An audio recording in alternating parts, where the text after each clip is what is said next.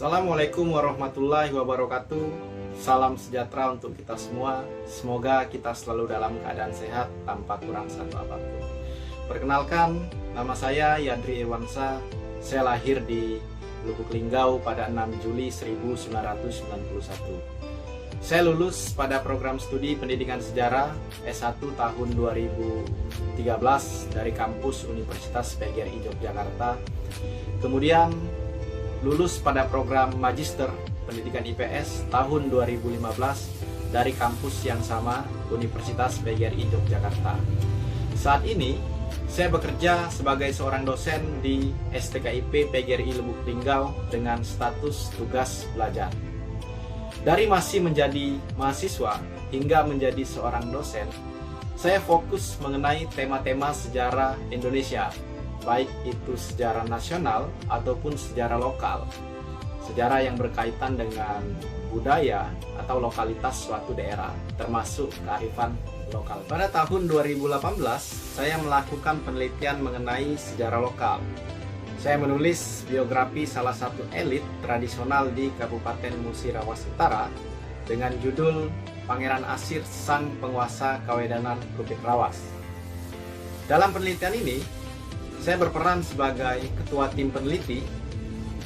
Penelitian ini masuk dan diterima dalam skema penelitian dosen pemula oleh Kemenristekdikti pada waktu itu dengan anggaran sekitar Rp14.500.000. Dalam penelitian ini, saya menjelaskan mengenai latar belakang kehidupan serta peran dari Pangeran Asir dalam membantu perjuangan kemerdekaan Republik Indonesia, khususnya di wilayah Kabupaten Musirawas Utara. Pangeran Asir sendiri sebenarnya adalah elit tradisional yang diangkat oleh Belanda. Jadi gelar pangeran itu adalah gelar yang diberikan Belanda kepada elit lokal atau penguasa pribumi di Kabupaten Musirawas Utara pada waktu itu.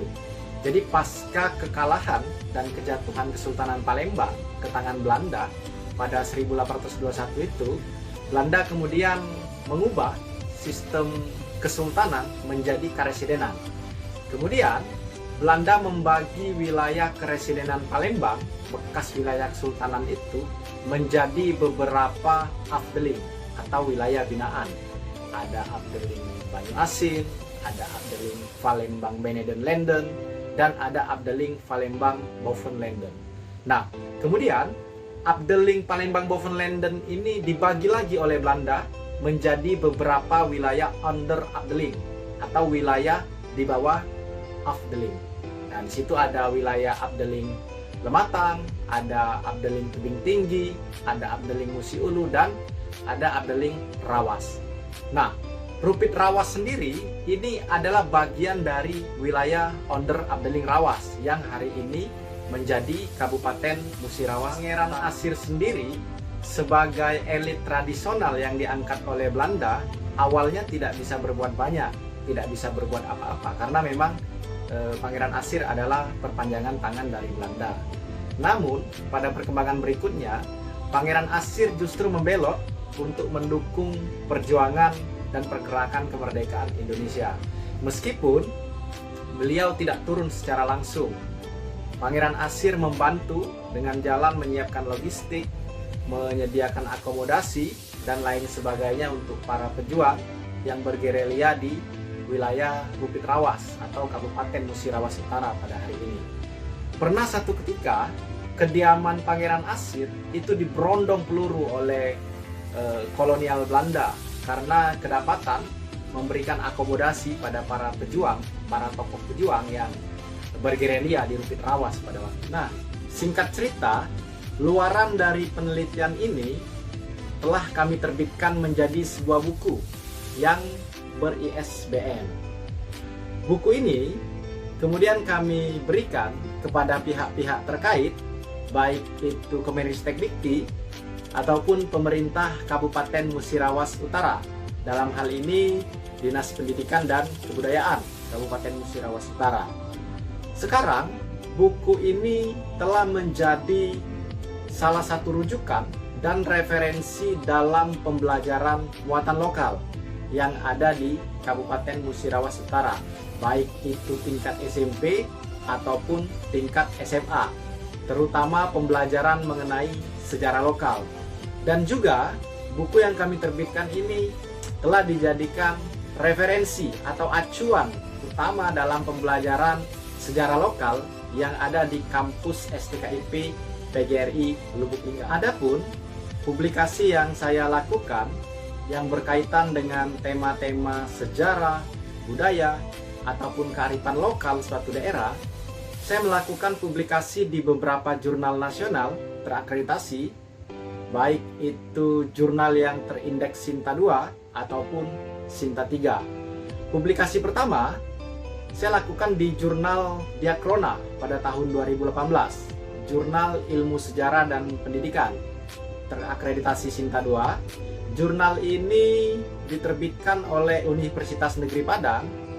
Saya menulis mengenai tinjauan historis kepemimpinan politik daripada Pangeran Asir itu sendiri pada tahun 1922 hingga 1942. Kemudian, publikasi yang kedua dalam prosiding seminar nasional yang diselenggarakan oleh Universitas 11 Maret pada tahun 2018. Di sana saya menjadi pemakalah dan membawakan tema mengenai nilai-nilai kearifan lokal dari sosok Pangeran Asir itu dalam menjaga stabilitas yang ada di Kawedanan.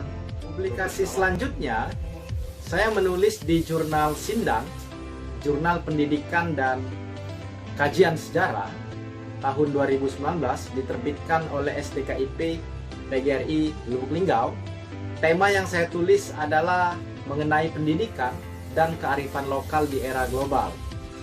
Dalam publikasi tersebut, saya menekankan pentingnya pelestarian peninggalan sejarah agar dapat dijadikan sarana pembelajaran di kota Lubuk Linggau, terutama mengenai kearifan lokal di kota Lubuk Linggau. Karena kota Lubuk Linggau sendiri pada dasarnya adalah kota yang memiliki tinggalan sejarah yang begitu banyak, begitu luas, namun belum diangkat dengan baik dan belum dimaksimalkan dengan baik. Kemudian, publikasi terakhir saya lakukan di Jurnal Sejarah dan Budaya serta pengajarannya. Jurnal ini terindeks Sinta 3. Saya kembali menulis mengenai teladan dan kepemimpinan serta kearifan yang dimiliki oleh Pangeran Asir di Bukit Rawas. Penelitian dan publikasi yang saya lakukan itu fokus pada tema-tema mengenai sejarah, budaya, dan kearifan lokal satu daerah yang memang dari awal telah menjadi passion saya dalam mengembangkan keilmuan. Dan memang penelitian-penelitian tersebut belum banyak mendapatkan perhatian, belum banyak diangkat oleh para peneliti sejarah, para penggiat sejarah, sehingga dirasakan belum mampu memberikan kontribusi nyata, kontribusi besar bagi pengembangan keilmuan atau pembelajaran berikutnya. Sehingga saya tertarik dan terpanggil untuk melakukan penelitian-penelitian tersebut. Sekian dari saya, semoga apa yang saya sampaikan ini bermanfaat dan bisa menjadi aspek penilaian saya secara pribadi.